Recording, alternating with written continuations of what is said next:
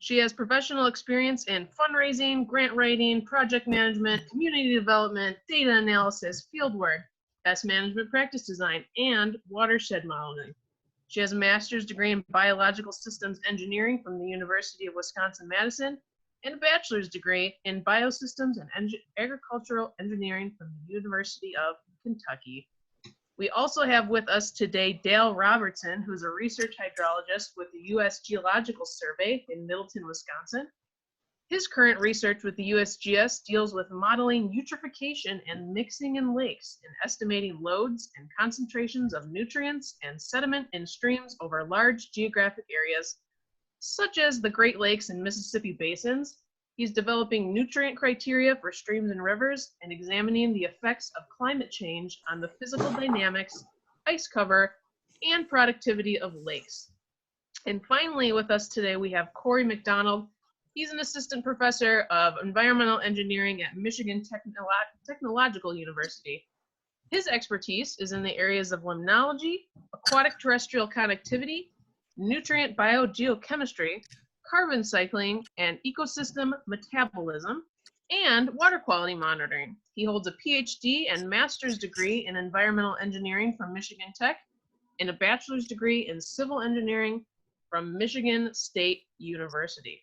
So we're going to pass it over to the presenters now. Just a reminder, if you have questions, make sure you type them down in the chat box below, and we will be doing questions at the end of the presentation. Good morning, everyone. This is Stephanie Prowitz. I'm so happy that so many of you have joined us today. It looks like we have 60 participants. So thanks again for starting off this morning bright and early with us. This morning, I'm going to talk with you about a changing lake and specifically about a research project that we've been working on in Green Lake, Wisconsin. So Green Lake is in central Wisconsin. It's in Green Lake County. It's the deepest natural inland lake in Wisconsin. And the lake itself is really, for a Wisconsin lake, quite large. It's over 7,500 acres. Again, its claim to fame is its depth. So it's 235 feet and an average depth of about 100 feet. Because Green Lake is so deep, it stratifies during kind of spring to fall. So there's a warm layer on top and then a deep cold layer on the bottom. And that is going to be important in just a little bit.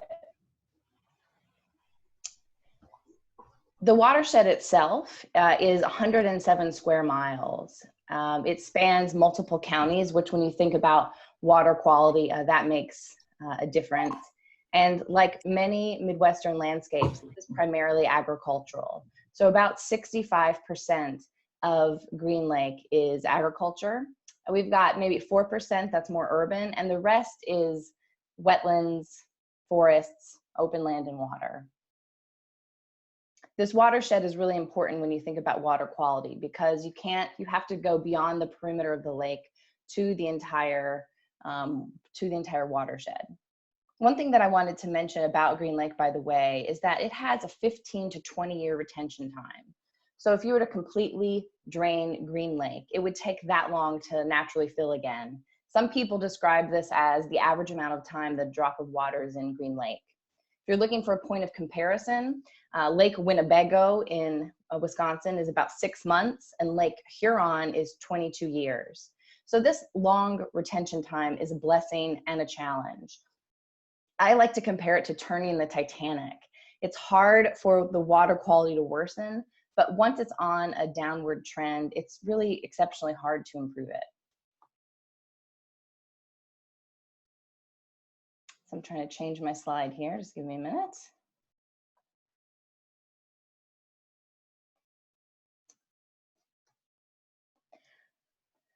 So Green Lake was born 17,000 years ago during the last ice age. And from the moment that it was created, it began to age naturally, which means that it begins to accumulate nutrients. And all lakes do this. They accumulate more nutrients from goose poop and plant leaves, and that grows more plants and algae. We, in fact, classify lakes in 3 different ways: oligotrophic, mesotrophic, and eutrophic. And I have pictures here to kind of demonstrate what that lake aging process looks like.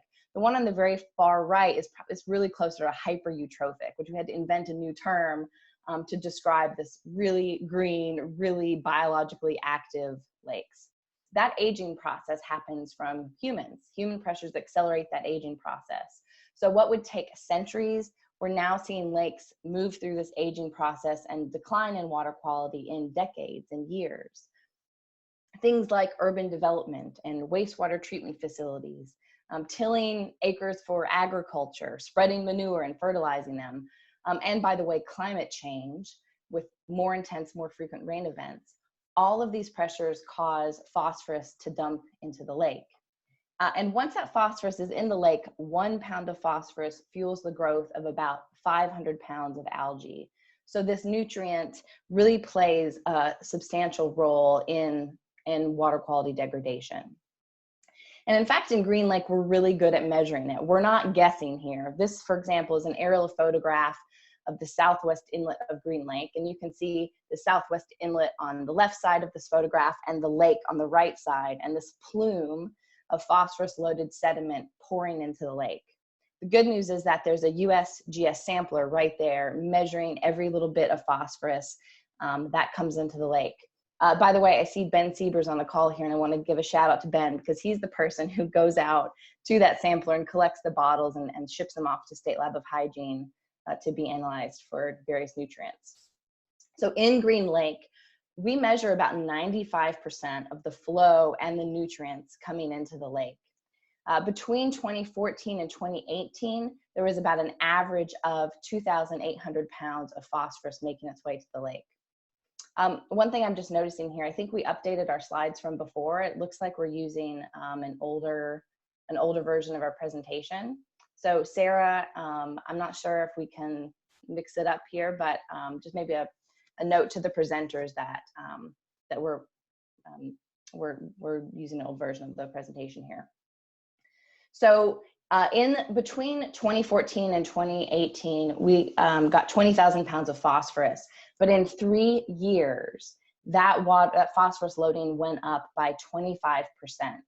I heard once Steve Carpenter explain that trying to reduce phosphorus from entering Green Lake or any lake is like running on a treadmill where someone is cranking up the dial, and you have to do more and more just to stay in the same place.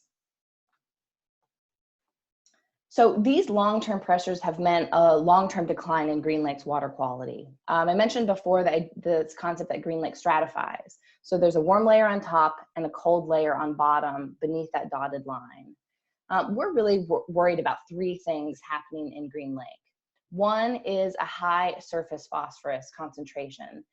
Deep lakes like Green Lake should have less than 15 micrograms per liter, but we are closer to 17 to 19. And so now, for the first time in the lake's history that we know of, phosphorus levels are high enough to officially be listed as impaired for phosphorus. In that middle part of the lake, the metalimnion, where those 2 layers meet, called the thermocline, the warm and the cold layers, we have something called a metalimnetic oxygen minima, a mid-lake oxygen minimum. Green Lake has a double dip of low dissolved oxygen. It's high at the top, dips low to the bottom, it rebounds, and it's low again on the it's low in the middle, rebounds again, and then it's low on the bottom. Corey's going to talk about that more, so you'll get a visual of what that looks like. This exists in lakes, but it's really quite rare. What that means is we couldn't just open up the textbook to learn how to solve this problem. And it's getting worse over time. And this metalimnetic oxygen minima was really the reason for the research project that Corey and Dale are going to talk about later. And third, there's low dissolved oxygen in the lake's deepest waters, known as this hypolimnion. Phosphorus-loaded sediment settles through the water column of the lake, and it accumulates in the bottom. Maybe you've heard of this called legacy phosphorus or internal loading. And this phosphorus provides an all-you-can-eat algae buffet for microbes. And their decomposition activity pulls those oxygen levels low. Now, it's really common for lakes to have this, but for Green Lake, it's been getting worse over time, and we're concerned that it's expanding its footprint in the lake and growing this area. And when the lake goes anoxic, has low oxygen, this allows phosphorus to be released from those bottom sediments and recirculated in the water column and grow more algae. And so all of this has a bit of a snowball effect that Corey and Dale are going to talk about later. So the moral of the story is that Green Lake's water quality has been declining over time. And this just isn't a guess. We actually have data to support this. We have a long-term monitoring program. Believe it or not, Burge and Jude in 1905 came to Green Lake to take measurements. And that continues to this day with the work of the US Geological Survey. We also have taken a series of sediment cores. Paul Garrison in 1999 and 2016 pulled sediment cores from the bottom of Green Lake. And just like you can take an ice core and read back in time and take, understand what the climate was doing hundreds of thousands of years ago, we can do the same for lakes. So in the graph in front of you, you see on the horizontal axis here is time, and along the y-axis are various water quality indicators. So I want to start with the sediment core data, which is this top blue line here. Sediment core data allowed us to go back to about 1850, when the city of Dartford, now city of Green Lake, was founded by European settlers. And we can see that low dissolved oxygen in the very bottom portion of the lake has been declining.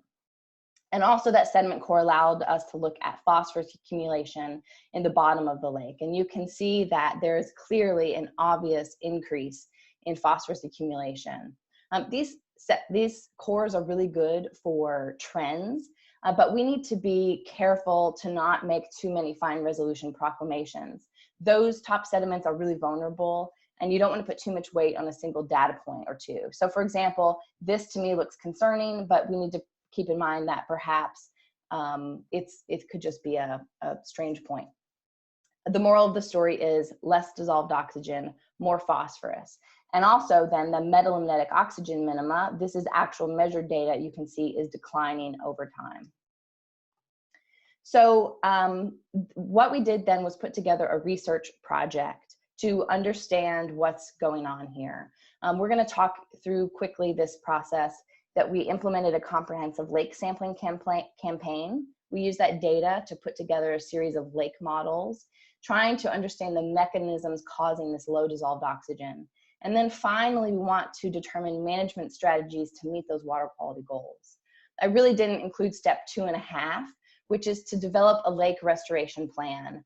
Green Lake is a complex lake with complex issues. And so we want to use this research study as an input to a plan to understand everything that the lake and the watershed really need to meet our water quality goals. And in terms of those water quality goals, one goal might be that we don't want the lake to be impaired, but in terms of a resilient lake, that might not be taking it far enough. So this project's going to be looking at a series of water quality improvements. All of this, by the way, was funded by the Wisconsin Department of Natural Resources for a grant. So with that, I want to hand it over to Corey McDonald from Michigan Tech, who's going to talk about the dissolved oxygen impairment.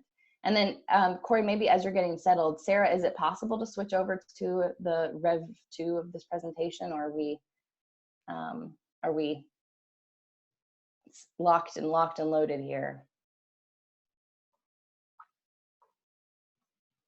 I'm going to take that as a no. Okay, no. Corey. You were in control of my mouth, and I was trying to unmute myself. So this is the one that was downloaded into our shared drive. If you have one up, and we can switch over to your screen if you would like. Sure. There was a Rev 2 in the Google Drive, but if we want, we could certainly do that. Corey, what's your preference? Yeah, I'll have to pull the slides up on my end though. Okay, or I could quickly try to do that on my end. Let me see.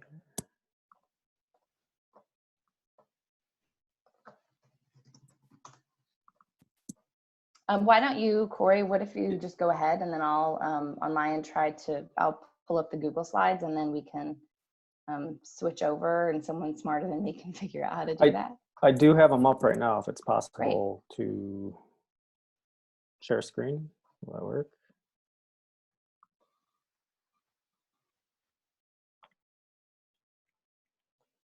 Yes, Jeremy, are you able to help him share his screen? Yes. Let me see. What's the name? Corey I think, McDonald. I think it was saved as Prelwitz, Green Lake, and then Rev 2. Oh, Corey McDonald, you're right. I'm sorry. Oh, You're- are we doing screen sharing or? Yeah, version? yeah. I was just going to give you, is it Corey? Is it, do you know how your name's listed on here? I'm not seeing it. I just see Corey McDonald. Weird. If it's email, it would be CPMCDONA. All right, here, I'm raising my hand if that helps. There you are. Thank you. Mm-hmm.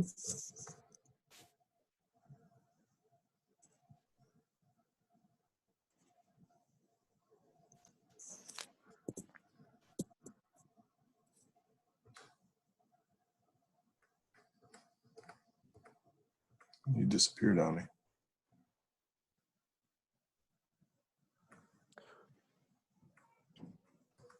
Right, everyone in this room, right. the first presentation of the morning, so you all are guinea pigs. Thanks for your patience. I can, if this isn't going to work, I can make do with our old slides here. It's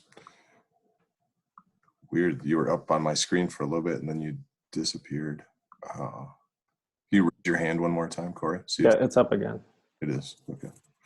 There you are.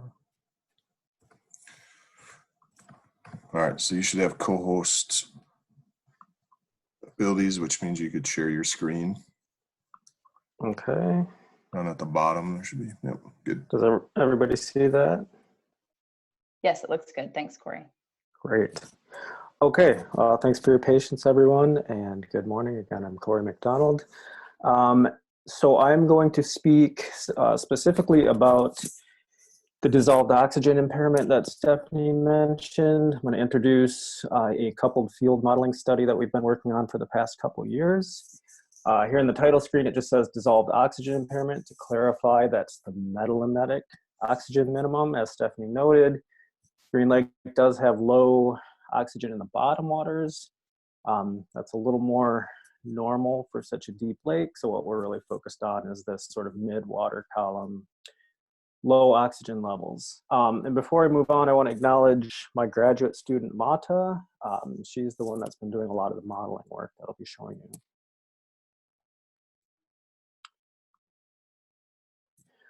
Okay, so let's take a little bit closer look at what this minimum actually looks like. So here are some dissolved oxygen profiles that have been measured by USGS. What we're looking at here is profiles between 2004 and 2013. So we have depth on the vertical axis and dissolved oxygen, or DO, across the top. And so you can see, down at the bottom of the lake, oxygen levels do get very low. In some areas going to 0 or less than 2 milligrams per liter. Up in the surface waters, oxygen is typically fairly high. We'll talk about why that is in a little bit. But of course, the really unique thing to notice is where that arrow is pointing in the region of the metalimnion, which is generally occurring between 10 and 15 or 10 and 20 meters each year. We do get very low oxygen. You can see here in some years it goes, almost to 0.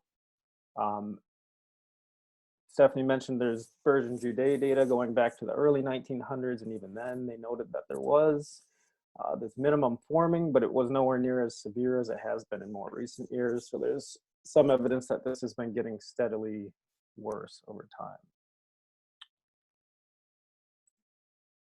So I want to take just a moment, before we talk about what might be causing this and some of the drivers we're looking at, to think about, a basic level, what really affects oxygen levels in any given lake. So there's only a few processes that can really change that dramatically.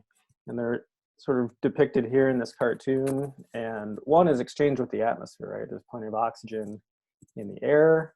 You can have exchange across the air-water interface, affecting dissolved oxygen levels in a lake. But the other drivers are really biological primarily. So the other things changing DO levels are a balance of photosynthesis and respiration. So remember, these are basic processes where photosynthetic organisms, primarily algae in an open lake, are taking up CO2 and using sunlight to create food, and in the process giving off oxygen, so they're increasing oxygen concentrations. Then you have a lot of other organisms that work more like we do, and they're respiring organic matter, so taking in organic matter and oxygen and creating CO2. So this is happening in the water column, that's the arrow on the left there. And then it's really happening a lot in the sediments. I think Stephanie mentioned things tend to settle down to the bottom of the lake. So you have a lot of good food for microbes and other organisms to eat. And as they eat that, they're using up oxygen. So the sediment tends to be a location of sort of intensified respiration.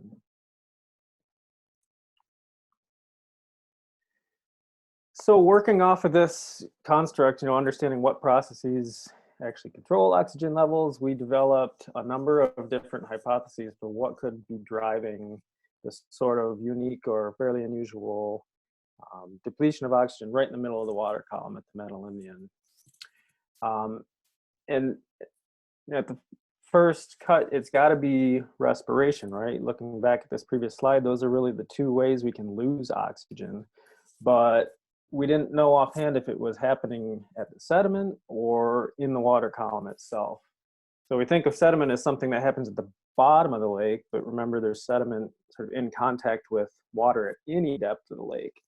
So we had some evidence that, based on the bathymetry of the lake, there might just be sort of an outsized influence of sediment respiration at the depth of the metalimnion. I'm not going to go into the details of this here today, but we put some effort into testing this. This involved an updated bathymetric survey, actually collecting some cores and doing laboratory incubations to see how much oxygen was consumed by sediment from different depths in the lake. And suffice to say here today, we've more or less ruled this out.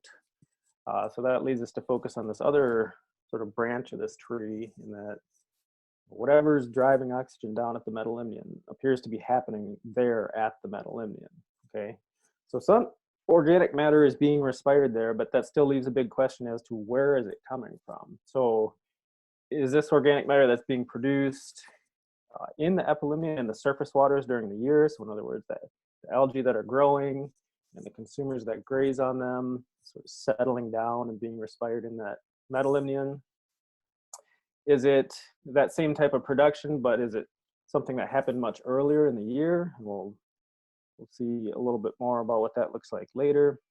And then finally, there's a possibility that it's just things coming in from the watershed. So not even productivity that's happening in the lake, but rather organic matter that's being washed in from the tributaries, from the watershed, and then being respired in the metalimnion. So I want to briefly look at that last point, this idea of watershed inputs. The way we tested this hypothesis is, if you looked at how the metalimnetic oxygen minimum changed from one end of the lake to the other, you should see sort of more intensified oxygen depletion near tributaries or near the edges of the lake.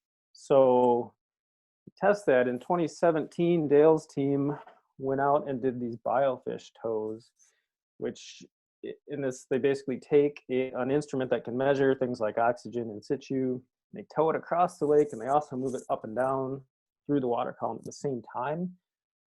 And by doing that, you can kind of get a two-dimensional map of water quality in the lake. So what we're looking at here is this transect, sort of this cross-section of the lake, again with depth on the vertical, and it's going from the west end of the lake to the east.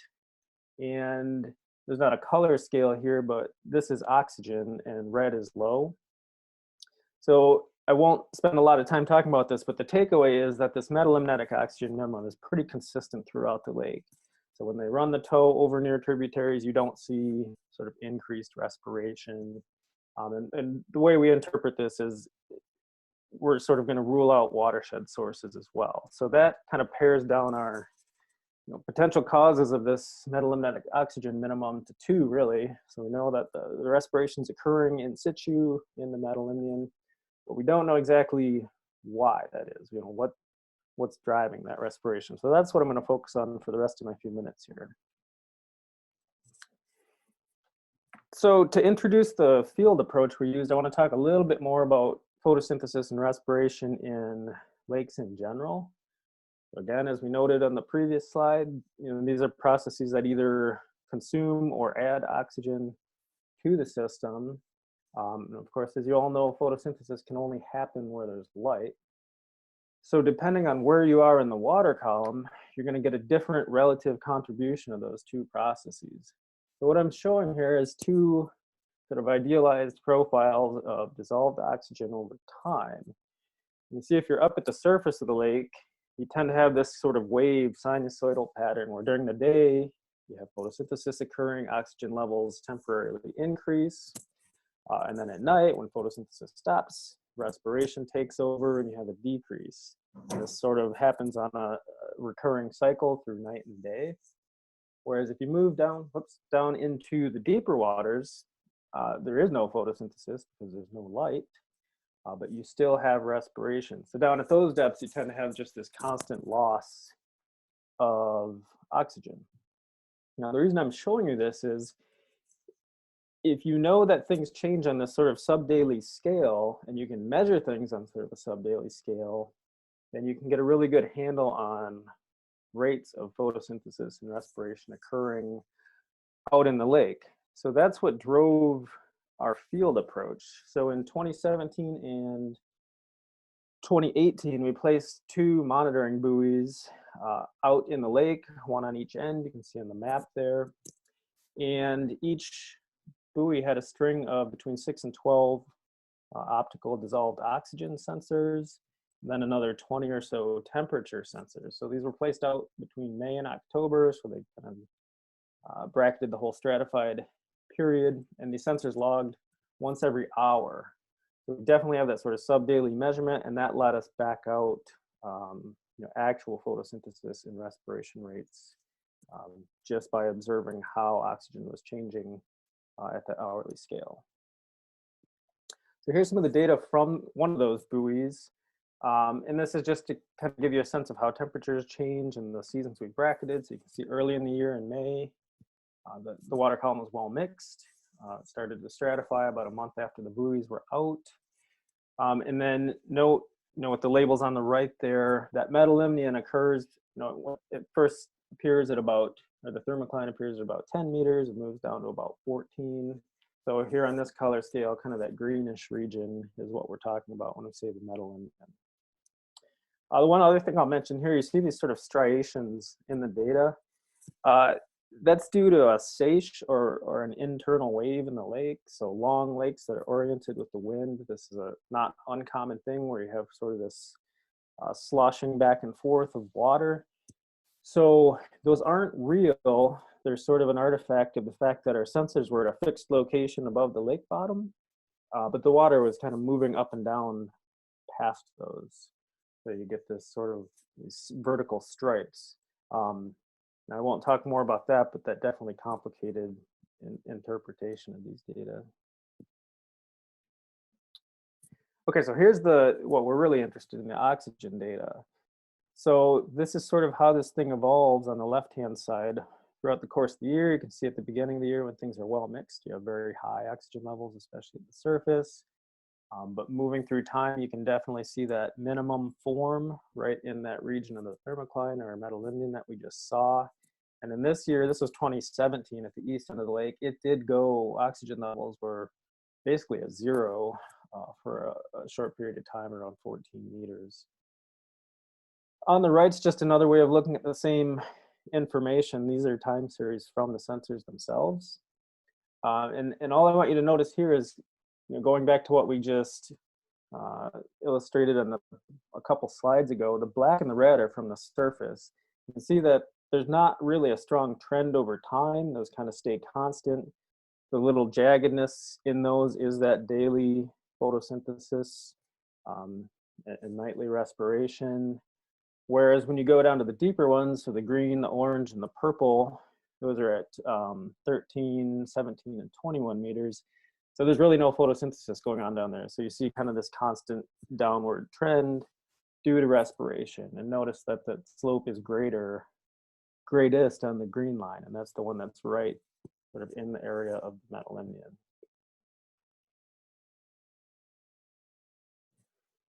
Okay, so the second step here, I said this is a coupled field model study. So the second step here was to develop a model that was sort of custom built to interpret these high resolution oxygen data.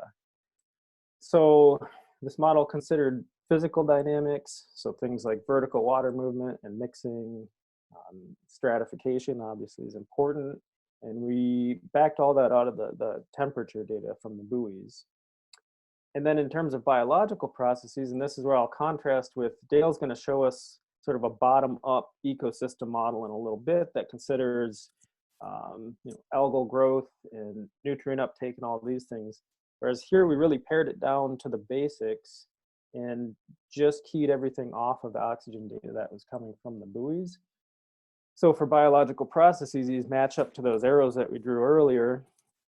We put photosynthesis in the model directly, and this came right from sort of those daily oscillations in the data. And then we put in respiration, both in the water column and the sediment. And with that water column respiration, if we either let things settle or not settle, that can help us test these final two pieces of our hypothesis tree. So, if there's no settling, then there's not a lot of movement of organic matter from the surface waters down to the metalimnion during stratification. So by turning that on and off, we can sort of understand how important that route is. Okay, so I'll just show a couple sort of example outputs from the model. Let you see where we are. So this is a version of the model that only is considering sediment oxygen demand or respiration in the sediments. So we have the data on the left, model output on the right. And again, in the data, this is sort of what you saw on the other slide, where you do have that metalimnitic oxygen minimum forming right there around 14 meters in this particular year. You have very high oxygen pre-stratification when things are mixed up and the algae are really growing. And then of course at the bottom of the lake, way down at 60 plus meters, you have very low oxygen as well. So if we just model that sediment respiration, we can do a pretty good job of capturing what's happening at the bottom of the lake, which is expected, right? Because we know that's really just due to sediment respiration. But it doesn't capture the dynamics at the top of the lake at all. So where we should have an oxygen minimum, we actually have an oxygen maximum. There's nothing going on that can consume this stuff. So even though I said we ruled out sediment respiration through other means, using the model, we can sort of really confirm that that's just not a valid or a viable way of forming that oxygen loss in the metalimnion. Okay. But if we add only water column respiration, so here we have no sediment respiration, no settling. We do have photosynthesis. I should have wrote that on here. You see we can do a much better job in the surface waters. So now at the bottom of the lake, we don't have that oxygen depletion, which again is expected. We know that's due to sediment and that's not in this model. But if we just sort of let organic matter be produced by photosynthesis and respired by water column respiration, we do get formation of a strong metalimnitic oxygen minimum. Note the scale here is not exactly the same between these two, so we're not getting quite the intensity of it as the data show, but this is pretty promising. And I want to emphasize again, this model doesn't have any settling, so the stuff that's being produced by photosynthesis up in the surface waters cannot really make its way down into the metalimnion. So what's going on here, and what's not obvious just from looking at these plots, is that all this production that happens during the spring bloom, where you see that bright yellow, so that's very high oxygen because there's a lot of photosynthesis going on there. It also means there's a lot of organic matter being produced. And what this model is suggesting is that when the lake stratifies, that stuff sort of gets trapped in the hypolimnion and subsequently gets respired most intensely right there in the region of the metalimnion.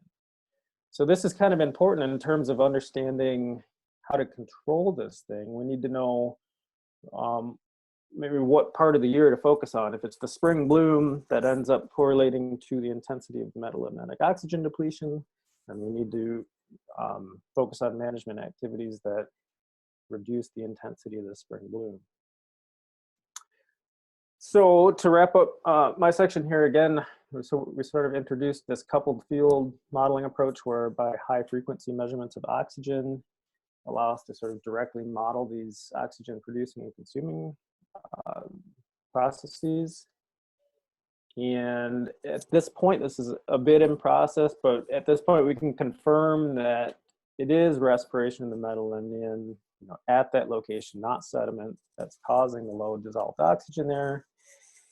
And we can't confirm this, but the results suggest that it's at least quite possible that springtime productivity, not necessarily ongoing summer productivity, is what drives the intensity of the oxygen minimum. So with that, I'm going to relinquish control here. Corey, why don't you stay with holding on to that? Keep control if you can. I can try to take it back. Yeah, keep it. Rather than me passing. Right, you want to... I thought if you can keep it, then you can be my. All right. Yep. Just tell me when. All right. If you don't mind being Vanna White for a little while. I can do that. Okay, great. Okay, what I want to talk about now is two of the things that Stephanie had mentioned: the phosphorus impairment and also the dissolved oxygen impairment that Corey was just talking about. Before I get into this, I want to acknowledge Ben Siebers. Stephanie mentioned him, but Ben is the one who's out there collecting a lot of the data that Stephanie mentioned, and also some of the stuff that, or all the stuff that I'll be talking about today. Next slide. One of the things that we've been able to do through this extensive monitoring program is monitor the water quality in the lake, the phosphorus concentrations from 2004 all the way up to the present. And from that really rigorous monitoring program, we can come up with a summer average concentration, the concentration that typically the DNR would be using to see if we are exceeding the criteria of 15. Now, Stephanie mentioned that we haven't been above it, but actually we probably were above it back in the early, the mid 2007 to 2011. But what you see here is the phosphorus concentration out in the middle, and it's been hovering around 15. In the last 5 years, we have been above it. We've actually been at 17 micrograms per liter. So what we want to do is to try to figure out how we can, what needs to be done to reduce that from 17 back to about 15. Next slide. So the approach we're using is, it's a very simple model. It's a Canfield-Bachmann model that relates the phosphorus concentration in the lake, that's on the left side, to L, which is the loading of phosphorus to the lake. And then on the denominator, what we have is really the shape of the lake and the residence time of the lake. But the bottom line is that as the phosphorus loading goes up, the phosphorus concentration goes up. So if we can show that this works, then we can change the loading and figure out how the phosphorus concentration in the lake should change. Next slide. We also want to try to address this thing that Corey was talking about, this metalimnionic oxygen minimum. So what we want to do to try to do that is take a little bit different approach. If I can have the next slide. And next slide, Corey. What we want to do is develop a model, whoops, go back one, that tries to address all of those things that Corey was talking about. Now, Corey has sort of eliminated some of those, and so we know what to expect from the model. But in the model that I'll talk about, it actually has sediment respiration. It has water column respiration. It has what's coming in from the watershed. It simulates all of this. Next slide. And the model we want to use is called the General Lake Model, GLM-AED. And it looks pretty confusing, and it really is. But what it does is it takes all the nutrient loading from the watershed, phosphorus, nitrogen, and so forth, It takes all the atmospheric inputs like wind, solar radiation, deposition, and from all of that, it estimates the nutrient concentrations throughout the lake. It estimates stratification, the distribution of nutrients. And then if you look over in that right box, it also simulates the amount of algae growing in the lake and the zooplankton eating that. And it simulates all of that, and then that settles through the lake, and as it settles, it decomposes, and it's taken up, and it reduces the oxygen concentration. It also simulates all of the dynamics that are happening in the sediments. So by putting this all together, we're hoping that we can try to address each one of those boxes and try to find out what are the most important ones driving the conditions in the lake.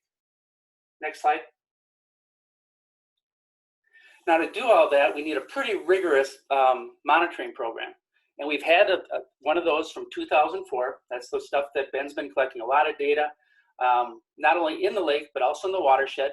These blue triangles represent all the places that we're computing the amount of nutrients coming into the lake.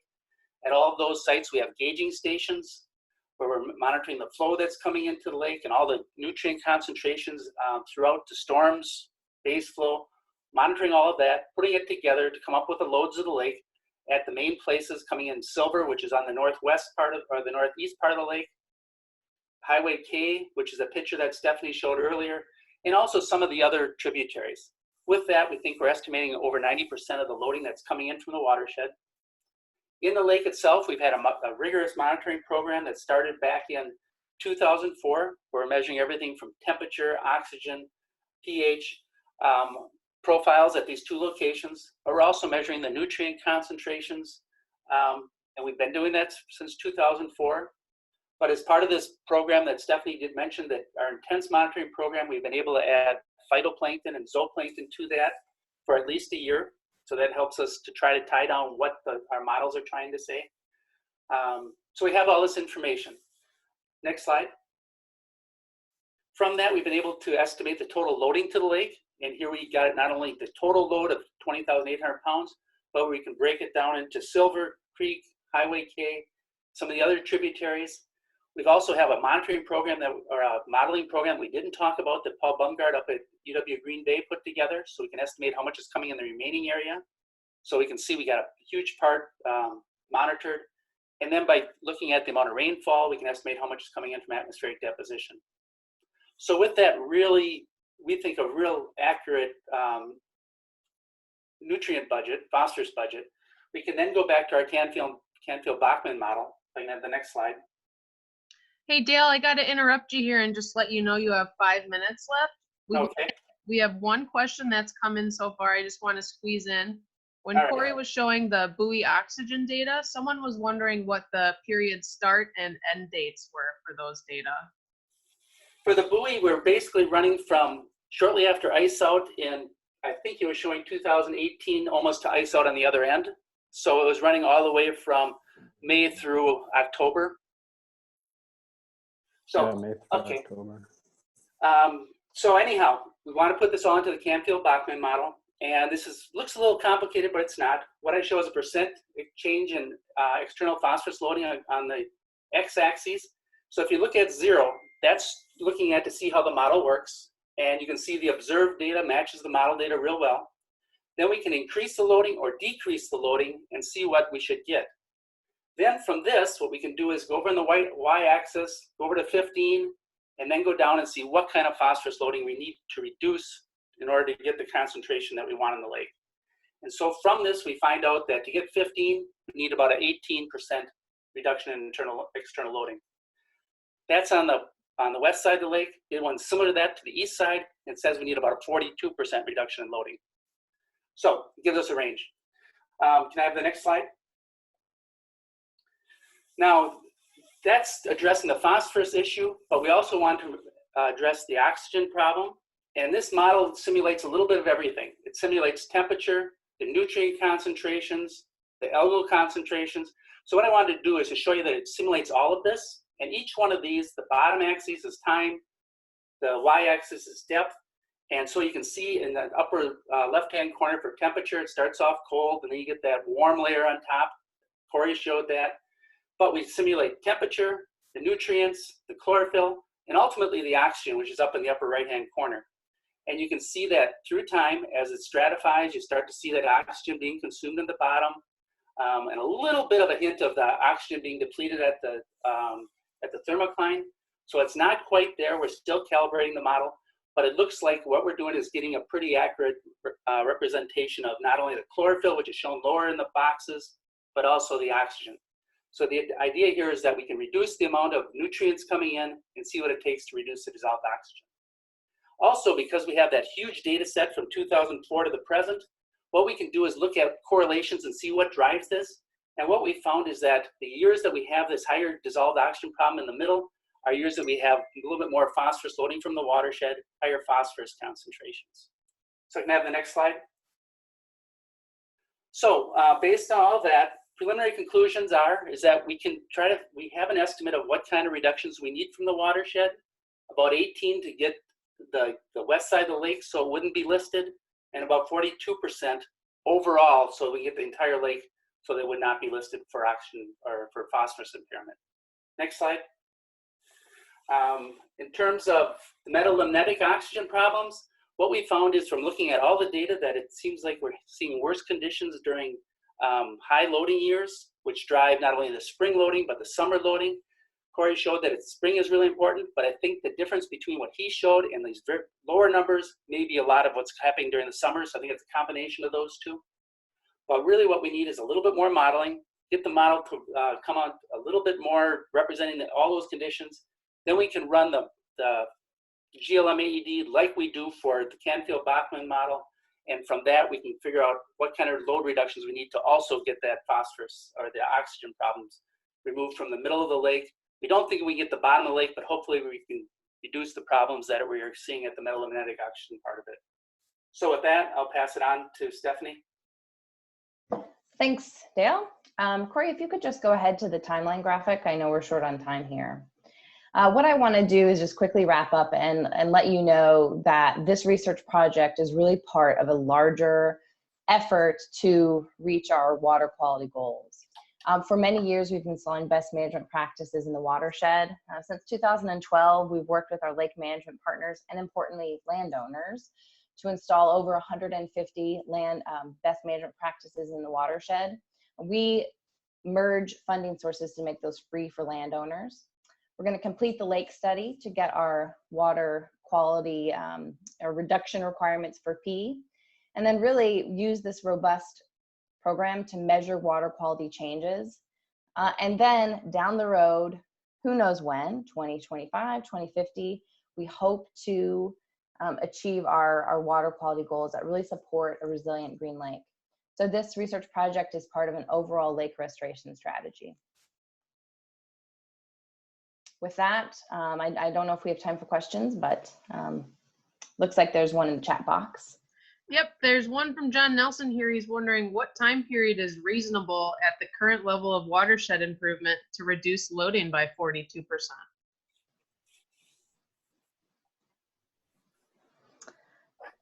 Stephanie, you want to take that?